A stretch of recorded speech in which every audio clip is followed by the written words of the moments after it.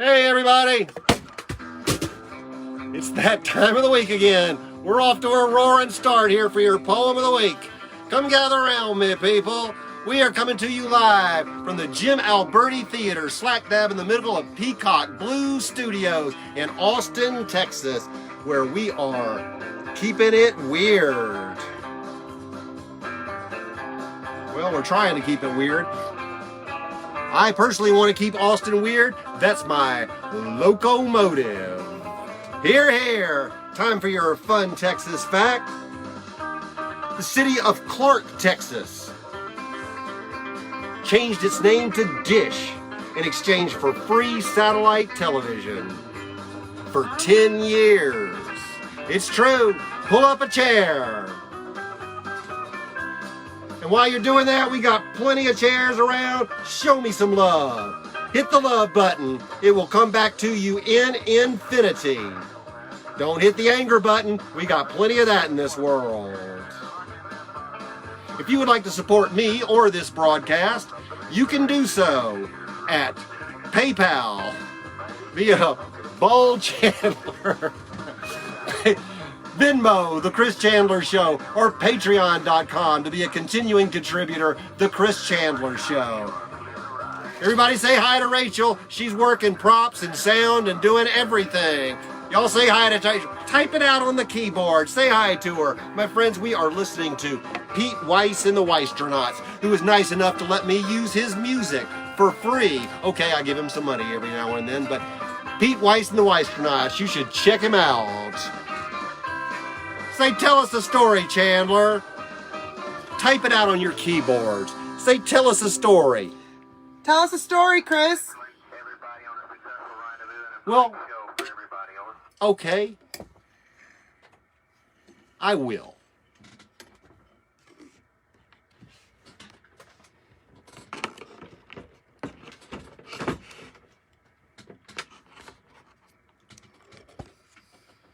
It's a pocket call from my dreams.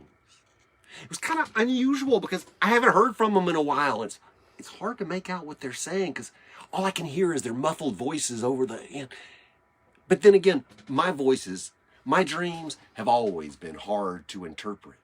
So I stepped into a quiet place where I could listen. I mean, come on, how often do you get to eavesdrop on your own dreams? They seem to be hanging out with the dreams of others. Who were these dreams my dreams were hanging out with?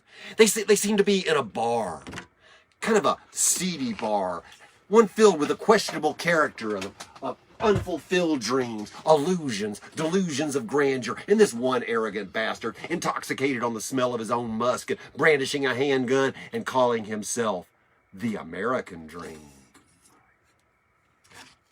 My dreams were making fun of me. See, he doesn't take us seriously. I mean, he just likes to lie in the soft grass and stare up at the clouds, build castles up there that he'll never see the inside of. He doesn't take us seriously, I tell you. He's always bandying about those platitudes that he learns at those hippie festivals where they put bumper stickers on their cars that say things like, maybe if we all had the same dream, our dreams would become a reality. What, are we not real? I mean, Martin Luther King had a dream on a mountain. Did he really have a dream? Was he really on a mountain? Does that make it any less real? And then one of my dreams offered to buy this one hot little wet dream a drink. And she was in this bar. She was in a bar called The Alibi. And when he reached for his wallet, oh well, I've lost my place now. One of my dreams was to buy this one hot little wet dream a drink. But when he reached for his wallet was gone. Someone had pickpocketed my dreams. Must have been a very bad dream. But she didn't miss the beat. She said, don't worry, honey. If giving is better than receiving, then wanting must be better than having. Turns out she was just another pipe dream. And with that, she mounted the mighty mare of misconception and rode off, because one man's high horse is another man's nightmare. And at one end of the bar, there was this one dream, lonely and miserable. Another lost dream in a tavern full of other lost dreams. Naturally, my dreams sat down beside him, because I don't know about you, but my dreams have always gravitated towards lost causes.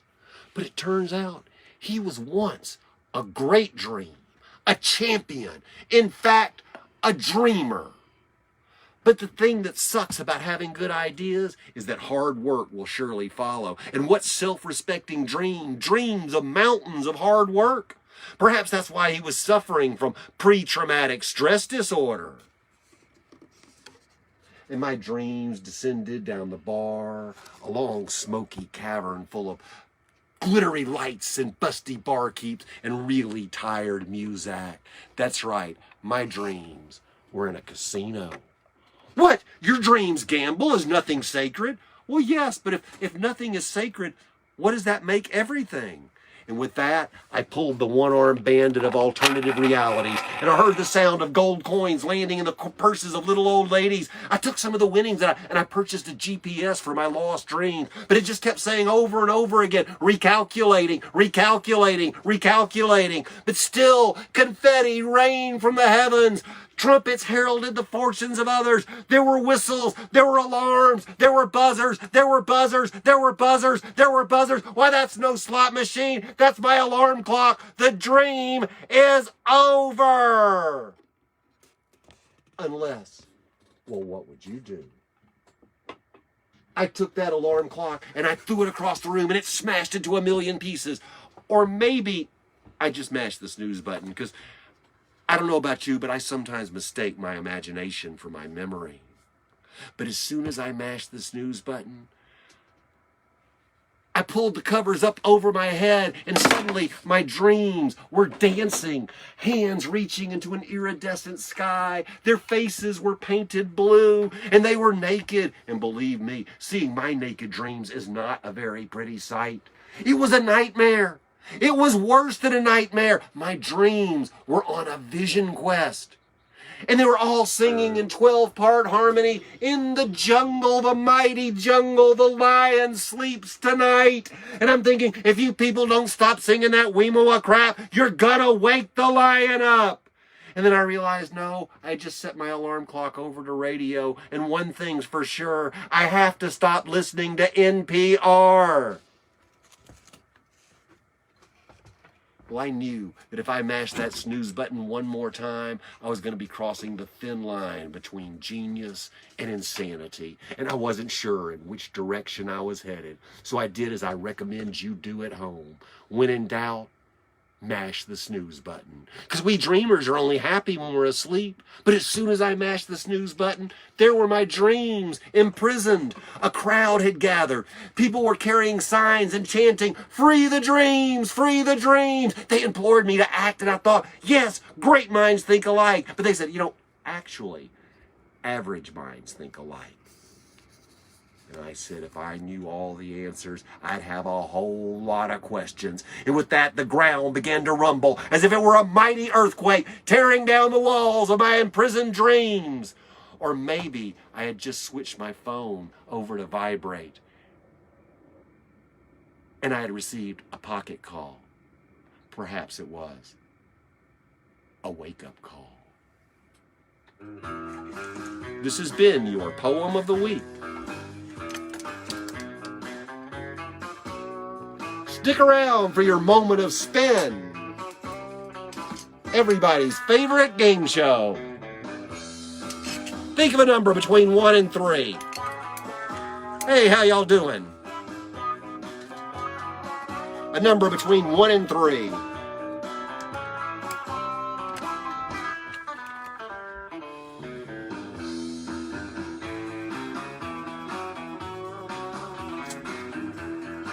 Catherine Naufragus wants number 1. Cat down in Florida. Number 1. Observations from the thin highways of fat America. Barbara wanted 2.5, just like me. Hey, Barbara, how you doing? Hey, Cat, I'm glad you tuned in. So give me a number between 1 and 135.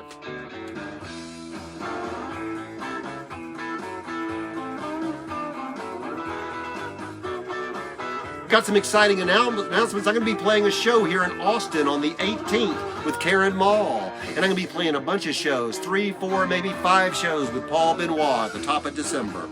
Do we have a number? Tom King, number 19. Number 19. Hey, Tom King out in California. Hey, buddy. Known you a long time. A regular supporter of this show. This is the first time this has happened, Tom. It comes out of the poem I just read. But it has a picture that's unrelated, but I'm going to show the picture anyway. If nothing is sacred, what does that make everything? And I love this picture.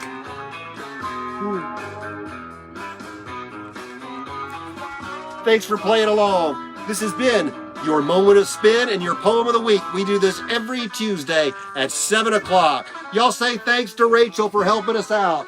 We've been listening to Pete Weiss and the Weistronauts.